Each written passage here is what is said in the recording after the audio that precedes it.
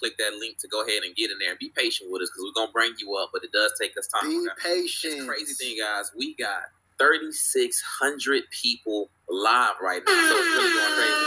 A lot of people tuning into this here. Listen, Priscilla, I hear you dropping the game in the voice. I hear it in the voice projections, but you got to give me some clarity on this next segment. Because and see, I think, and I'm looking here. Some people grabbing it, some people not grabbing it, and I don't know. I like because Priscilla, it's kind of complex in how you describe it, and it's I don't. I've always been told, my mentor used to always tell me the truth is simple. No, you know, and that's the thing. Here's the thing. I'm not saying that what you're saying is not true. I just want you to really break it down just for everybody, because I'm not I can't be the only one confused. I just want you to break it down. And, remember what I was telling you off camera about? Remember what I was telling you about my podcast off camera? That I do a lot of visual, and I said this is the reason why I don't do speaking, because you have to visually see what I'm talking about. And the reason why it's so hard for y'all to get it is because this is something very new coming to you from left field, from something that you're used to. Y'all are used to society looking a certain way. And what I am saying goes drastically against what you're used to. So it's going to be hard for you to conceptualize it and visualize it, because when you take, I don't know if you've ever heard of a concept called ideological subversion. Have you? No. Oh, okay. All right. So back in 1984, there was this guy by the name of Yuri Bezmenov, and he did a program here in the U.S. speaking about the KGB's objective to destroy the United States. And at that point, he was saying that the United States was in full-blown warfare, and that the KGB had a technique called ideological subversion, which changes the perception of reality for the people, right? So you don't see with your eyes, you see with your mind, and you can only see based on what's programmed into your psychology.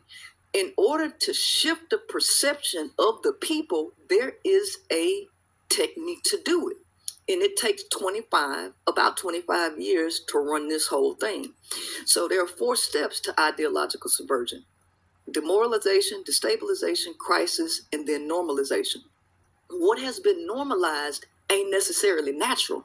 So basically, you take people and over a course of time, you shift their perception so far from reality that even if you put the truth in their face, they can't see it and they won't believe it and they won't understand it. So the truth is not as simple as you think if you have been taken so far away from the truth and you have become accustomed to what has been normalized. So we are living in a state of normalized dysfunction where the people do not have education on the sciences.